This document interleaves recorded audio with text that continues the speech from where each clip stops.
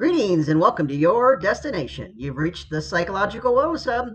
We aim to help you build your knowledge and wellness around better understanding mental health and psychological concepts. Welcome back to the channel. Today's topic is an example of borderline personality disorder, as seen in the movies or on television shows. Please feel free to watch further videos on this disorder, personality disorders, and personality to learn more. The links are below in the description. Remember to stick around till the end of the video to get more answers and where to go next or the next steps. Quick review. What is borderline personality disorder or BPD? It is known clinically or medically as a diagnosis called borderline personality disorder. It's a form of a personality disorder involving intense instability in social relationships and emotional weather. Others experience the individual with BPD as intense as well. What does someone with borderline personality disorder look like? I'm going to read some examples of portrayed individuals with borderline personality disorder. Please note these actors are acting in roles of individual characters that represent stories and represent real life scenarios. In no way am I speaking for or on behalf of the writer or the director. I am in no way attempting to say that the actor in this example has this specific condition. I'm only suggesting the character they are playing would seem to represent someone with this disorder. Please go back to the videos on borderline personality disorder to learn more about this. See the links in the description below. Let's go to the movies. A Girl Interrupted, released in 1999. In this movie, there's a character played by the actress Winona Ryder. Let's take a look closer at this character named Susanna Kaysen. Susanna was the main character in the movie. She was admitted to a psychiatric treatment facility called Claymore. This was after what folks perceived as an attempt for her to end her life. Susanna was admitted into a treatment facility in what seemed to be around the turn of 1969. Susanna was adjusting to being on the ward when she met several of the other women on this ward and staff. How was Susanna experienced by others? Susanna was experienced by others as someone who was lost, ambivalent, troubled, and unaware of her behavior. Her parents have similar concerns, but her father seemed to see her as insolent and a bother.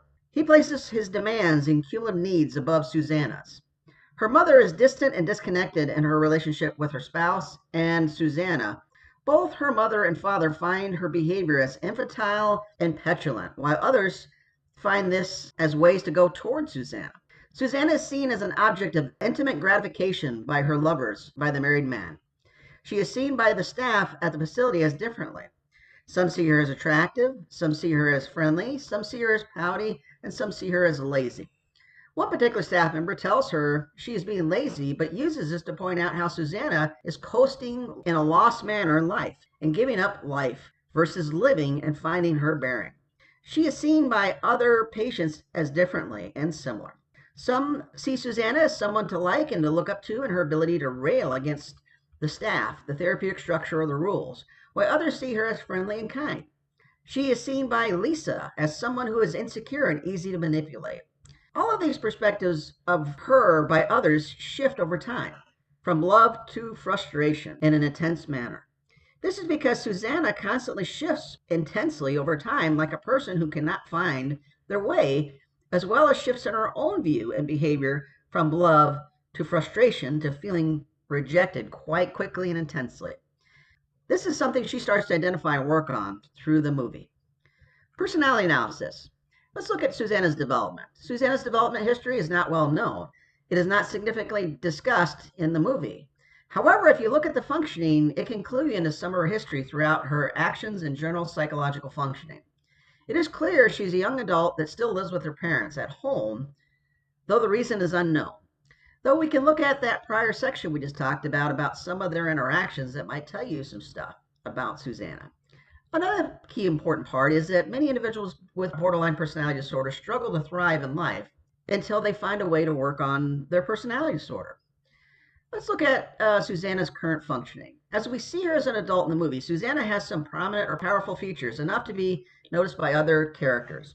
Susanna was insecure and prone to pains of loss in an intense manner.